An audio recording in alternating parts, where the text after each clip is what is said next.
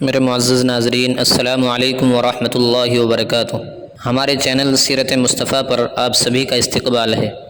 پیارے دوستو، آج کی اس ویڈیو میں ہم بات کرنے والے ہیں چہرے پر رونق، کشش، نورانیت، خوبصورتی کے بارے میں اور آنکھوں کی روشنی کے بارے میں۔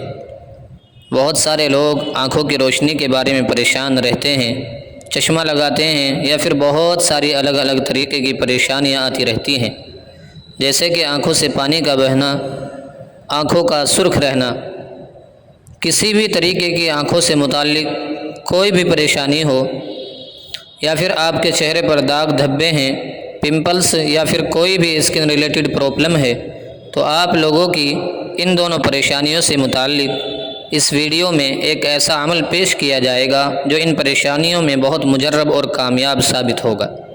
پیارے دوستو، سب سے پہلے ہم اللہ تبارک و تعالیٰ سے ہاتھ اٹھا کر دعا کرتے ہیں، یا اللہ، جتنے لوگ بھی اس ویڈیو کو دیکھ رہے ہیں ان تمام لوگوں کی ہر مصیبت اور پریشانی کو دور فرما۔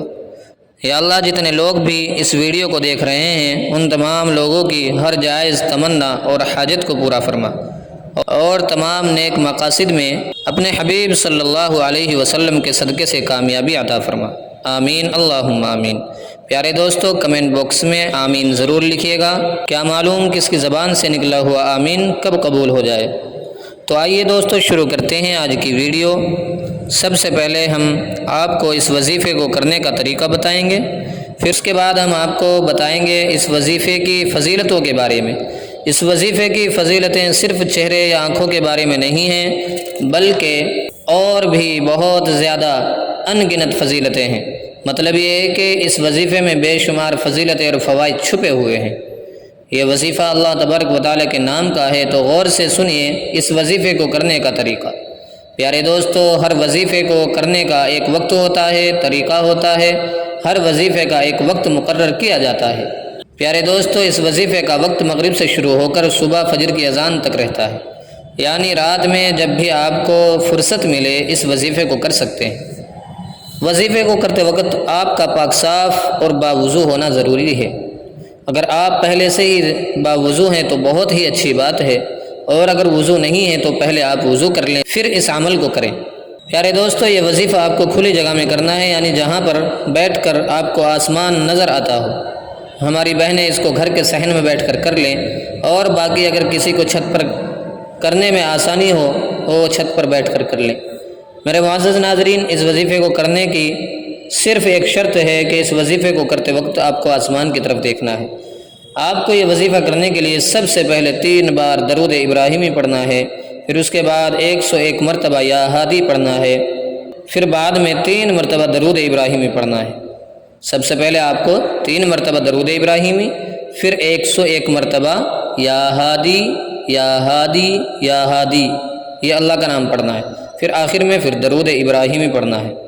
اگر درود ابراہیمی یاد نہ ہو تو پھر آپ کو جو بھی درود یاد ہو وہ پڑھ لیں، نہیں تو کم از کم صلی اللہ علیہ وسلم پڑھ لیں، یہ سب سے چھوٹا درود ہے۔